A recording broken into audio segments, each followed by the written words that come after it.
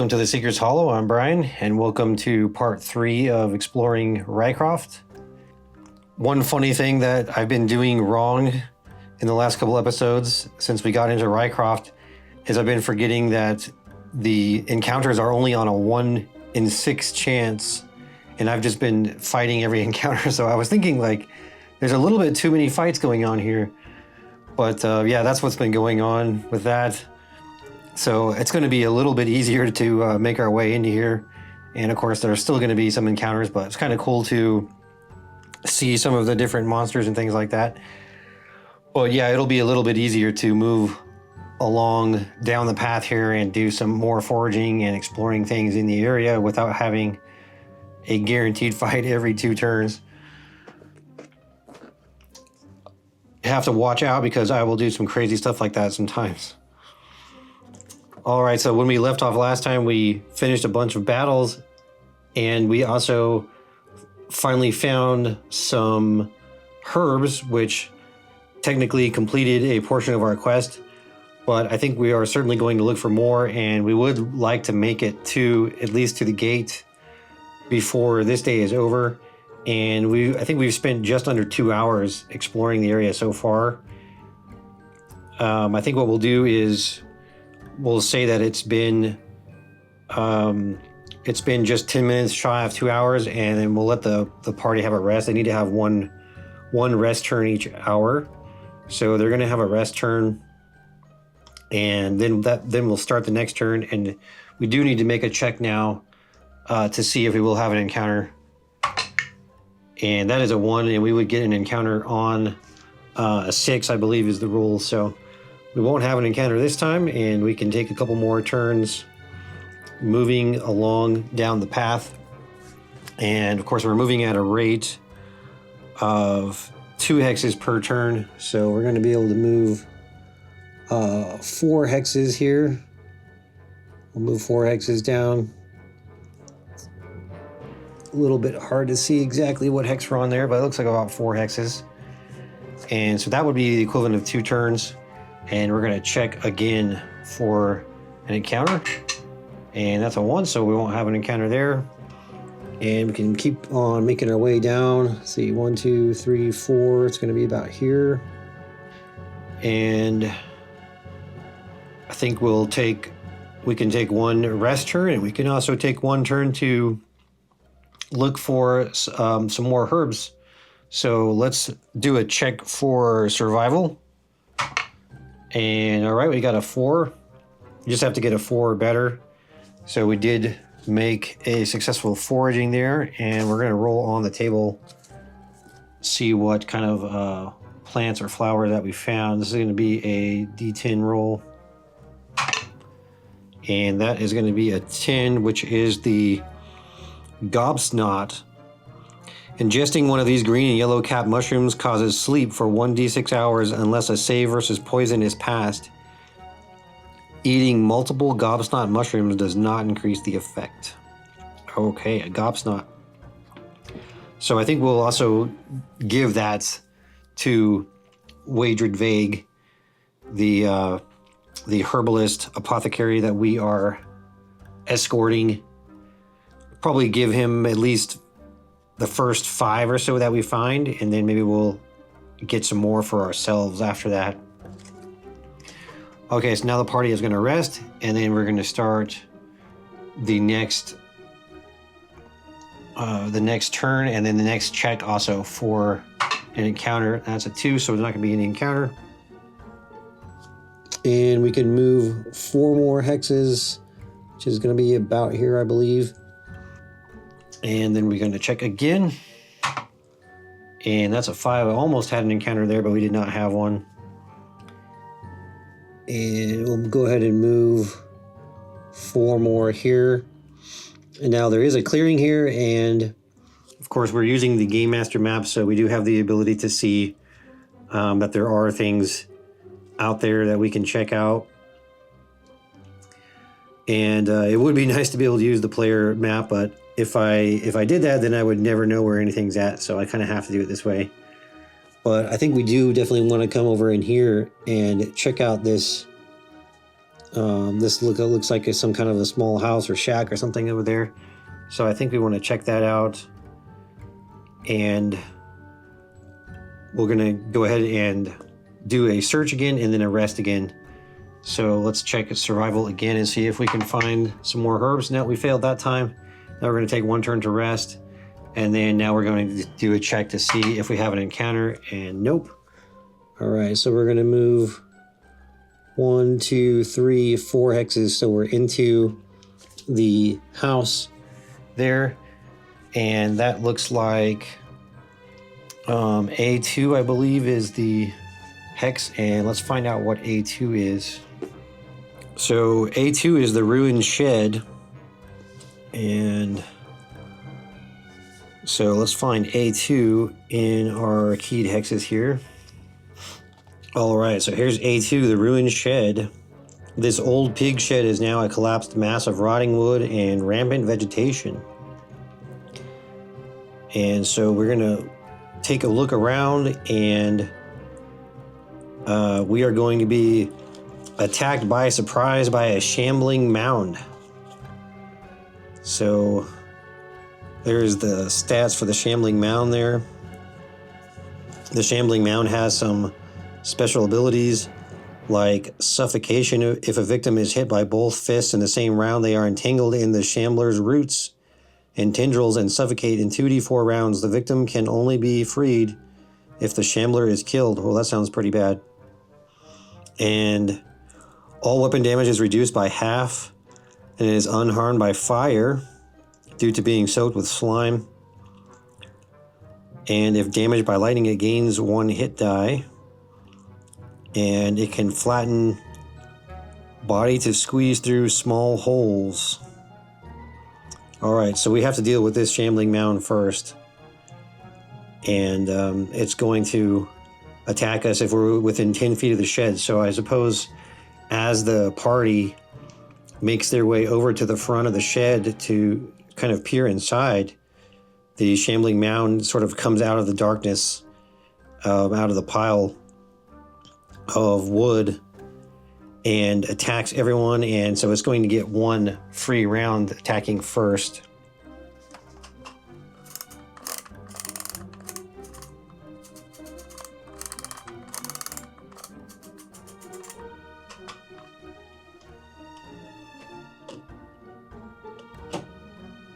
So we're just going to go with the average HP here, which is 40. So the shambling mound's got 40 HP, and it's going to attack first.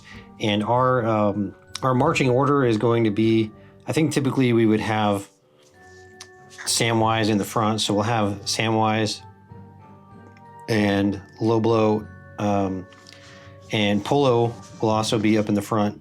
7 will be in the back with Wadred and with the mule. So it's probably going to attack Samwise, low blow, or Polo first. So I think we'll roll a d6, and 1 and 2 is going to be Samwise, 3 to 4 will be low blow, and 5 to 6 will be Polo. Okay, so it's going to attack Samwise. And Samwise does have the highest AC value, so it's probably good that it will go after him. And he gets 2 attacks with the clubbing fist.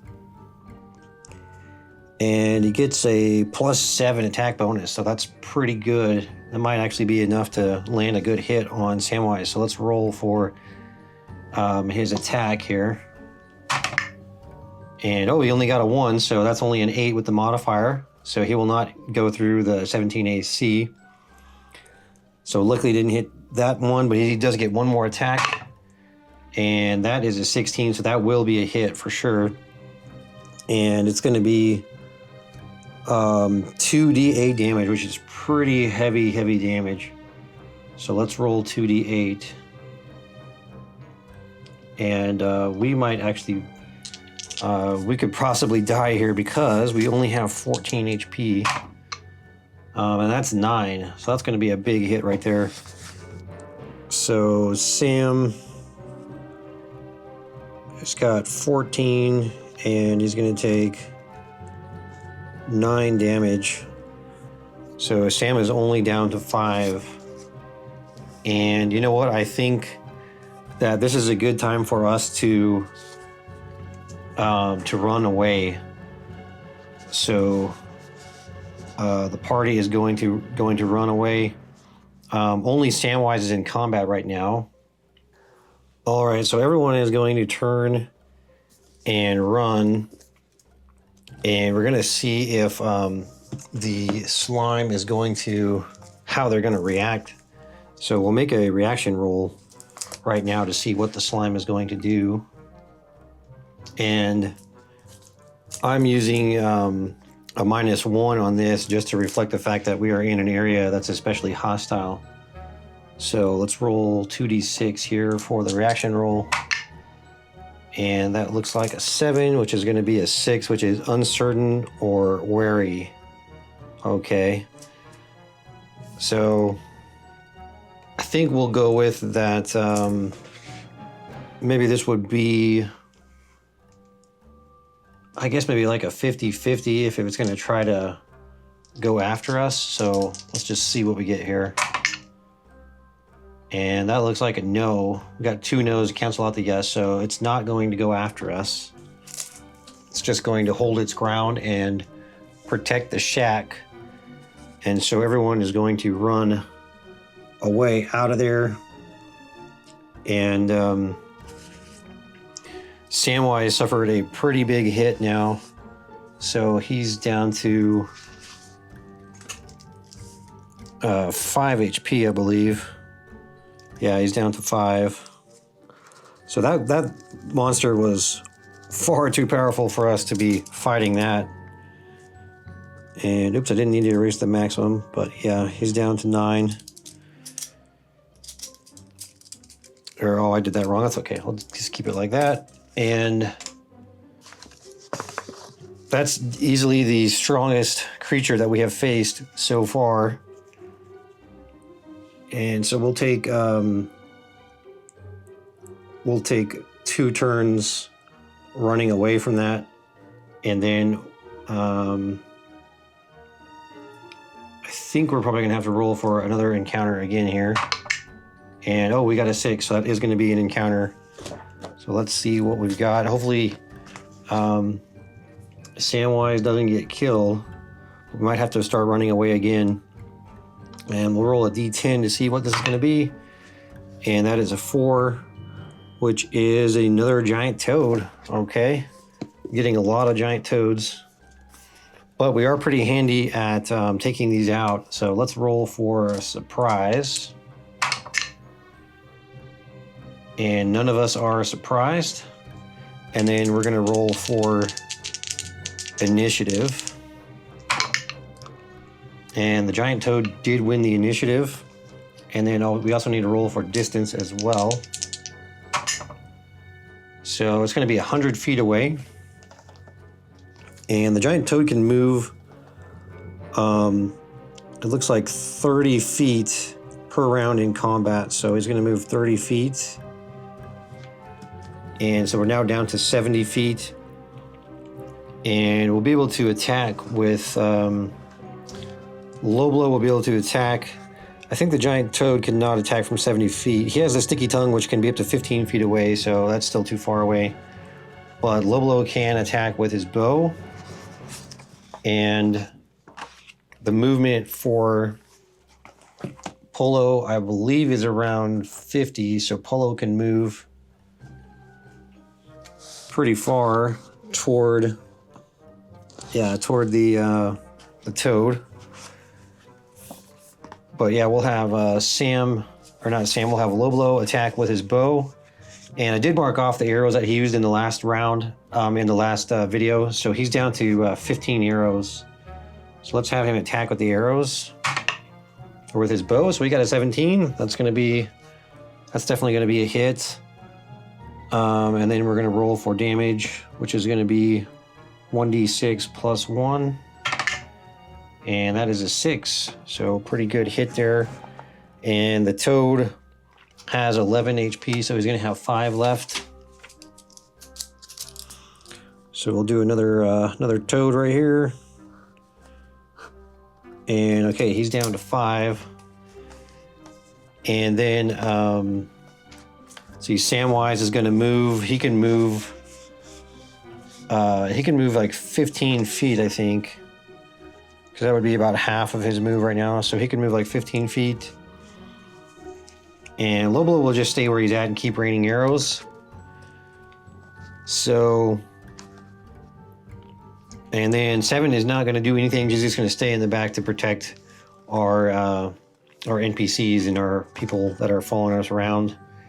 And now we're going to go to the next round. We're going to roll initiative. And we have won the initiative this time. So Loblo will attack again with the bow. And that is a 4, which is not going to be a hit. And Polo is going to move forward. And I think he should be within range now to attack. Yeah, he's in range now to attack. And so Polo is going to attack. What was his attack again? So Polo's got a 1d6 and he has a +1 modifier. 1d6 damage +1 modifier. Looks like he got a 16, and that is going to hit the Toad, who has 12. So let's roll for damage there. And that's a 2. That's going to be 3. So the Toad takes 3 more damage. And he is down to 2 HP. And I think the Toad is going to need to make a morale check. Actually, he should have made a morale check on the last round when he took the first damage. So let's do a morale check. And that is a 4, which is going to be below his morale. So he's not going to run away. And let's see, 7 is not going to do anything. And Sam will be able to move another 15 feet. And he will be pretty close to being in range of the Toad, but I think he's not in range yet.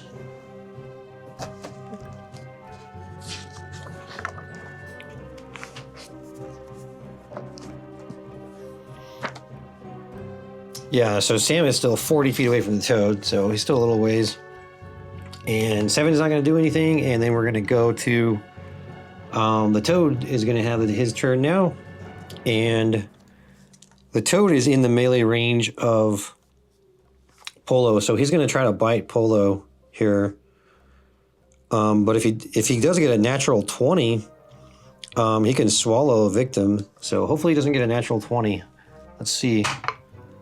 No, he only got a 3, and that is not going to be a hit to Polo. I think he does get a +1 bonus.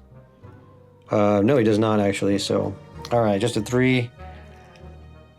So that's going to end the round, and we're going to roll initiative once again.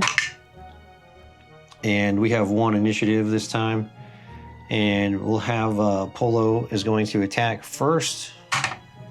And Polo got a 15. I think he also has a +1. Yep, so Polo does hit through the AC of 12. Let's roll for damage for Polo, and a 6. All right, so that would be a total of 7 damage. And the Toad has been defeated. And that's going to be another 25 XP for the party members there. And that is another giant Toad that's been brought down. I think that's the 3rd giant Toad that we have killed.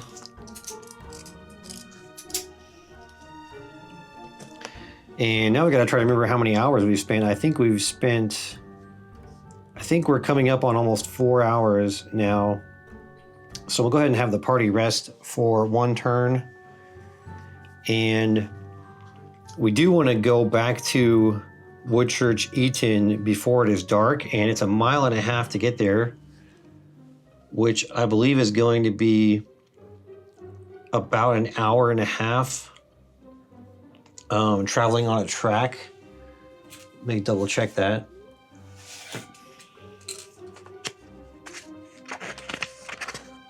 Yeah, it's going to be about 1.5 hours. I need to travel about, well, it looks like it'd only be about 1 hour actually to get back to Woodchurch Eaton, 1.5 miles, because we are in light terrain. So yeah, it'll be 1 hour and 20 minutes to get back there. So, and if you figure it gets dark, I believe it would get dark around, I think we actually have something that shows us when it gets dark. I'll have to double check that as well. Okay, I finally found it in the campaign book, and it's pretty cool that you do have different daylight hours for each season, and also for each month. So in Simswald, which is early spring, the sunset is at 6 p.m. and we're just coming up on being here for 4 hours. We got here at 7:30, I think it was.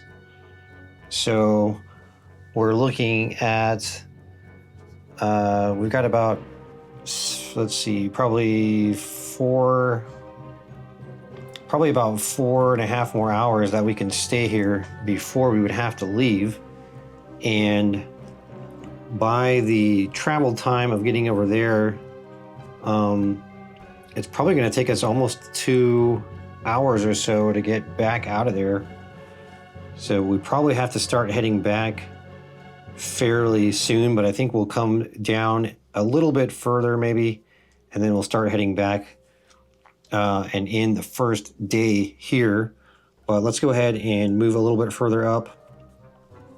And I think maybe what I will do when the party comes back the following day, the area up to roughly from the start up to around here, I will probably only have them do an encounter check maybe once every 4 turns, since we've kind of, cleared a little bit of the creatures there.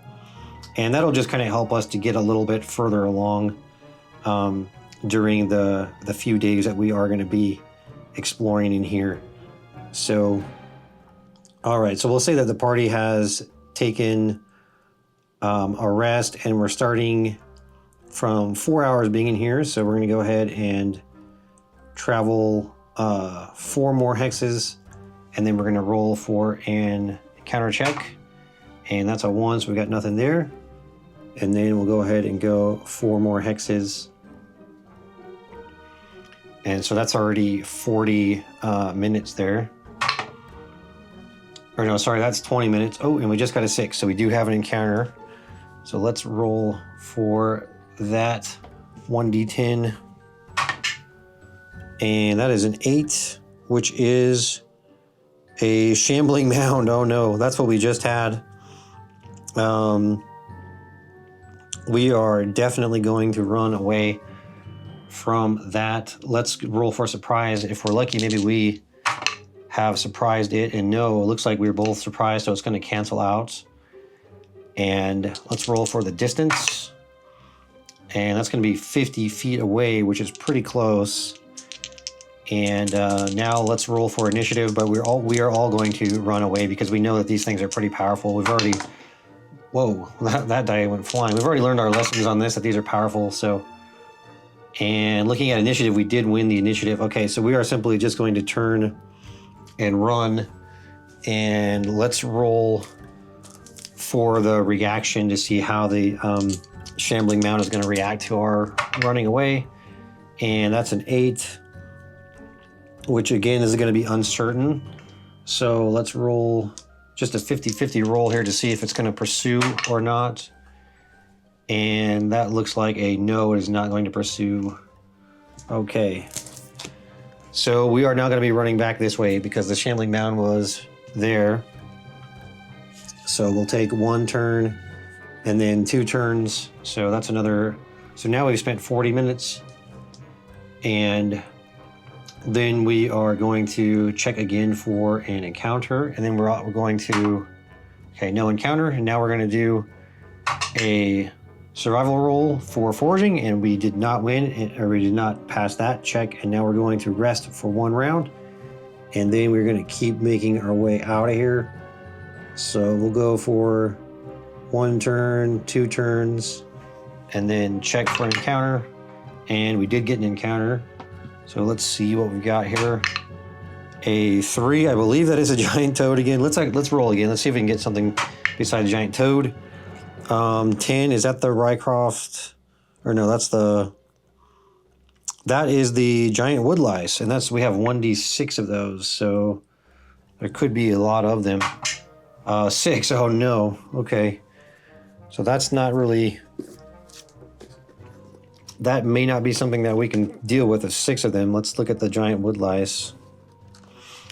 And I can look these up as well in the Game Master sheets, but I do want to actually see the character art and read the flavor text. So that's why I'm looking it up in here first. And where is the giant wood lice? Okay, it looks like it's right here. And that's going to be your art for the wood lice. And they are pretty big. These wood lice look identical to normal wood lice, but are 2 feet long with a sharp pair of vice-like pincers around their mouths. They prefer to lurk in the darkness of structures or rummage around during the night. And they only have 1 hit die. So they're actually not terribly tough. And they also shun the daylight, so they get a -1 to hit during daylight. So I think we can take 6 of these guys. We get 10 experience each, so that's not too bad. So, all right, let's try to take down 6 of the wood lice, and they're going to have 5 hit points apiece. So we can set this up pretty quick here. All right, so there's all of our wood lice there. And we're going to roll for surprise. Oops, and I need to roll a 1 red die for them. Surprise, okay, no one is surprised. Let's roll for distance. And that is only 30 feet, so they are like just 1 hex away, so they must have just quickly scurried out into the path. And now let's roll for initiative.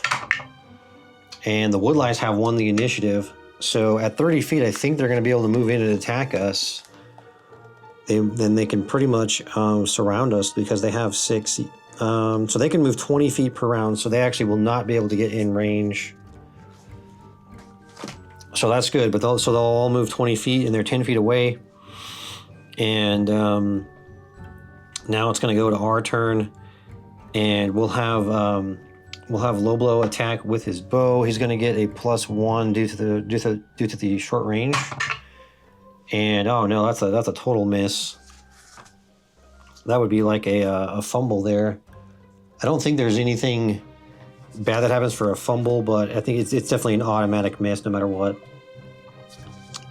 Okay, and then Polo is going to walk up and he's going to move up and bite. So let's have Polo go for a bite here, and he got a 4, so that's going to miss.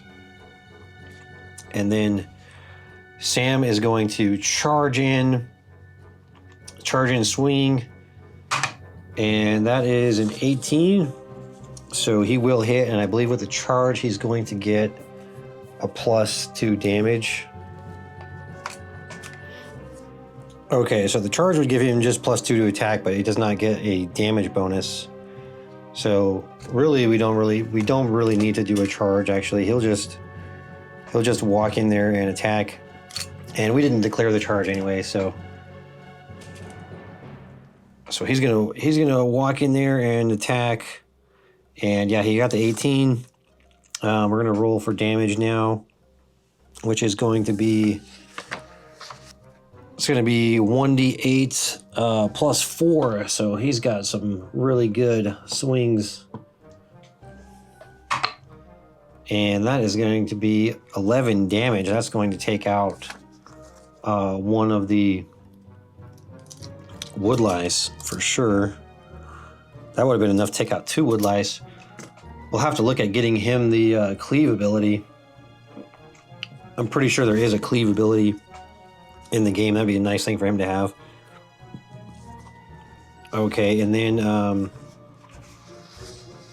let's see, low blow missed. I think we'll go ahead and have 7 move in as well. And she's going to move in and attack with...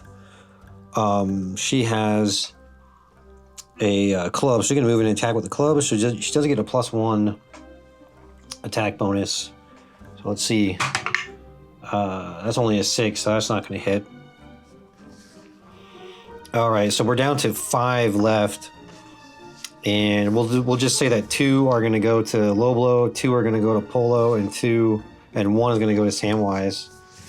So, well, actually 1 is already on 7. So we've got let's see, 1 on 7, and then we've got 1 on Samwise, or maybe we'll have 2 on Samwise, and then we'll have 2 on Polo. So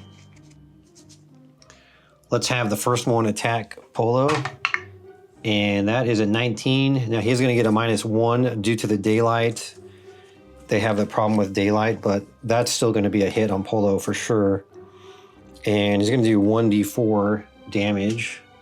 So let's roll d4.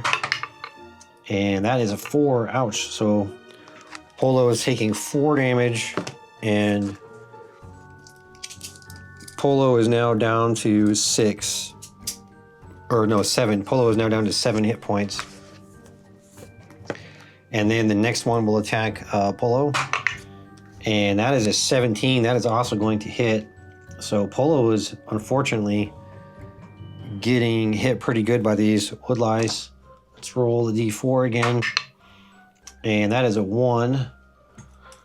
So our good boy Polo is getting bitten up by these wood lice with their vice-like pinchers. Sorry, Polo. And okay, now they're going to, we've got 2 of them are on Samwise. So 2 of them are going to attack Samwise. And that is a 9, so that's not going to hit. And then a 3, which is also not going to hit. And then 1 is going to attack 7. And that is a 16, and that's a 15, which is going to hit 7 for sure, because I think she only has 10 or 11. She's got 12 AC, so she is hit for sure. And she is going to be hit for 3.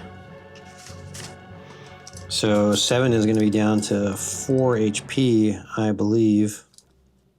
Oh, she got hit for 3. So she's down to, she's down to 4 HP. So, man, they're not very strong, but they ended up landing a lot of hits. They had some pretty good luck there. And we actually might have to think about running here if they, well, we really want to hope they don't get initiative. So let's roll for initiative. And we got a tie. Ties go to humans, so I guess we'll just say the tie's going to go to us because we have a human. So luckily we do have a human in our party. And we'll go ahead and have Sam attack first. Sam got a 14. That's definitely going to be a hit with his bonuses and all that. And then he's going to have rolling a d8 for damage. And only just a 1, but he gets a +4 bonus, I'm pretty sure. Yeah, so that's still 5 damage, which is definitely going to take out 1 more. So they are now down to 4 left of the giant wood lice. And then we'll have Polo attack. And Polo got a 1, so he totally missed. And then Low Blow is going to move in and attack with his short sword, I suppose. Yeah, we'll have him move in and attack with his short sword. So that's going to be... he's going to get a +2 attack on that. I guess we could have him charge. Let's have him charge. So he's going to get a +4 attack here. And... oh man, is that like a 1 or a 13? I guess that is a 1. So unfortunately he misses. So we're getting some really, really bad rolls right now. I thought this was going to be an easy fight, but we're having a lot of bad luck. All right, so he charges in and completely misses. That's the first time Loblo has attacked with his short sword. So maybe he's not really all that good with it. And 7 is going to attack now. And she gets a 2, so that's also nothing. So pretty bad, pretty bad here. Now we're going to go to the wood lice. Hopefully the wood lice will finally have a little bit of bad luck with their attacks. Okay, so we've got, what do we have here? We've got 4 wood lice left. There's 1 wood lice on 7. There's 1 wood lice on Samwise. 1 on Loblo and 1 on Polo. Yeah, okay, so we got 1 on each of our characters plus our doggy here. So let's have, the first one's going to attack Polo, and that is a 6, so he's not going to hit. Do they have any bonus? They do not have an attack bonus. Okay. So next one's going to attack 7. Oh, and he got a 20, so that is a crit. So that's 4 damage. And I believe 7 is going to go down. Yeah, 7 is going down because she already got hit for 4. So yeah, 7 went down. And okay, we're going to use the death's door rule here. So we got a 2 in 6 chance of death each round unless magically sealed. So we're going to hope that we do not get a 1 or a 2 here. Let's see. Oh, okay. So 7 is dead. Does it happen on the same round that you go down? I think it does. Or does it happen in the next round? No, I think it happens now. Yeah, I think it happens immediately when the character hits 0. So unfortunately, 7 has died. Yeah, that's too bad. We will try to carry her out and give her a proper burial, but yeah, 7 is dead. Wow. I thought the woodlice were going to be easy, but it did not work like that at all. Okay, so now we've got 1, let's see, 1 woodlice attacked Polo, 1 attacked 7, and now 1's going to attack Samwise. And a 6, that'll be a miss, and then 1's going to attack Low Blow, and a 7, that will be a miss. Okay, let's go to the next round. And oh, the woodlice won, so now we're going to have, let's see, let's roll where that other woodlice is going to go. 1 to 2 will be Sam. Go like that. Okay, so it's going to go to Sam. So we got 2 woodlice on Sam, and then there's 1 on Low Blow and 1 on Polo. And let's have the first 2 attack Sam. 12, that's going to be a miss. And 1, that is a miss. And then 1's going to attack Low Blow. 1, we got a miss. And then 1's going to attack Polo, and that is a 20. Oh, that is a crit. So that's going to be 4 damage on Polo. And Polo is already pretty low, but Polo won't be dead yet, fortunately. So Polo's down to 2 HP. And I wonder if Polo will need to make a morale check. That would probably make sense. So let's have Polo make a morale check. What is Polo's morale? 9. Okay, so we gotta roll under a 9 here. Okay, 6. So Polo did not run away. Polo is staying loyal to the end here. All right, so that's all the woodlice. Now we're gonna attack. Let's have Polo will attack. And Polo misses. Let's have Samwise attack. And 12, that's going to be, I think, that's going to be a 17 with attack bonus, so he definitely hits. Let's roll for damage. And, oh, we got an 8 plus 4, so that's going to take out 1 more of the woodlice. So we're finally down to 3 woodlice. Can't believe it's taking this long. And then Low Blow is going to attack with his short sword. And that is a 9 with the bonus. What is he going to have? He's going to have 11 with the bonus, which they have an AC of 14, so that is not going to hit. Okay. So that is going to take care of that round. And we're going to roll for initiative once again. Hopefully we win the initiative. And we did. Oh yeah, we just happened to win. All right, Polo attack. 6-15. So Polo will hit. Let's have Polo roll D6. 3. I think he gets a +1. Yeah, he gets a +1, so he's gonna do 4 damage there. And I've been forgetting about his bring down prey ability. Let's see what that's gonna do.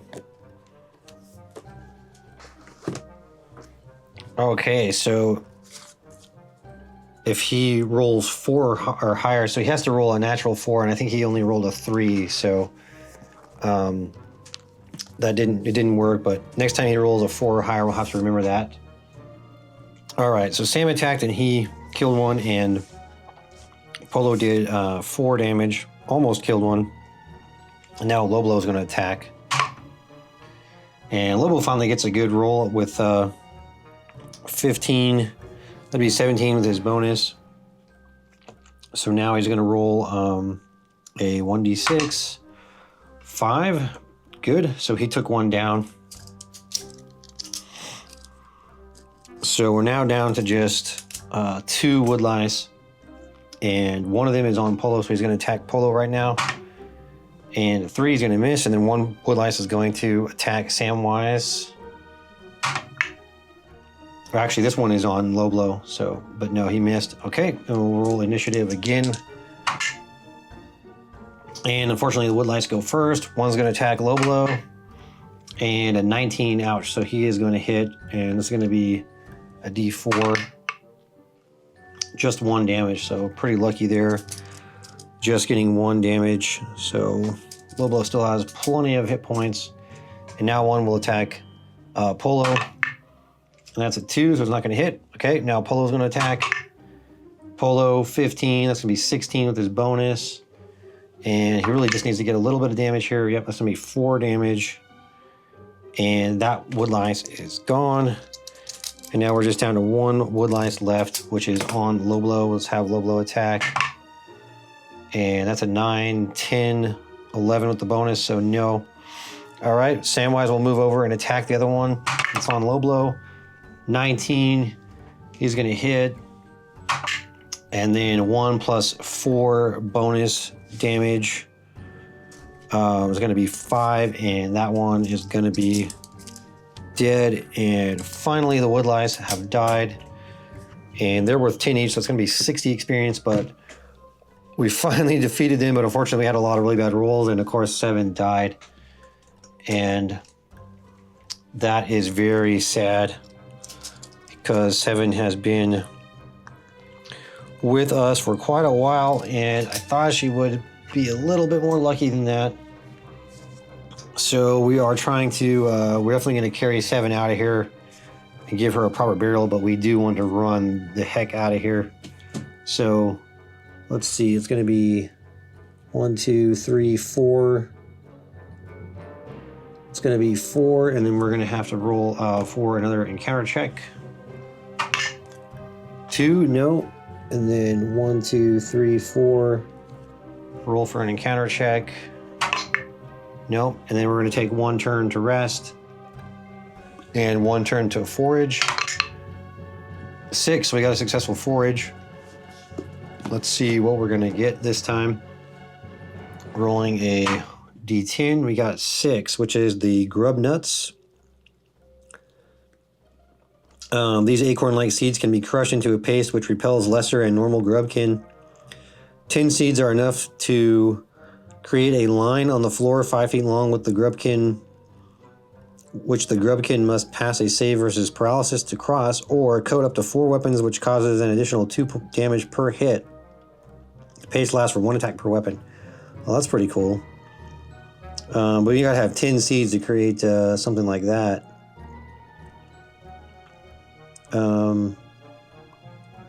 How many do we find? Let's just roll like a 1d10 to see how many we find.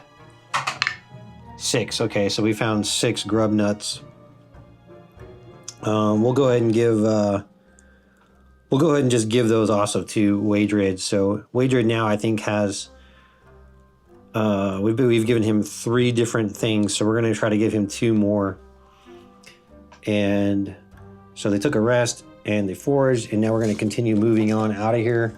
So 1, 2, 1, 2, and roll for an encounter. That's a 4, and then 1, 2. Okay, and then we are successfully out of the area, and I think we probably spent another maybe, I don't know, we'll say about 2 hours traveling back. So we had spent 6 hours here, so that would put us at about 2 p.m. And then it's going to take us about an hour and a half to get back to Whitchurch Eden. So we're back to Whitchurch Eden at 3:30, And of course, we are carrying Seven's corpse on our mule, I suppose. And when we get back to Woodchurch, the party is going to have a burial for Seven, and it's going to be a very sad affair, unfortunately, losing one of our dear friends and party members.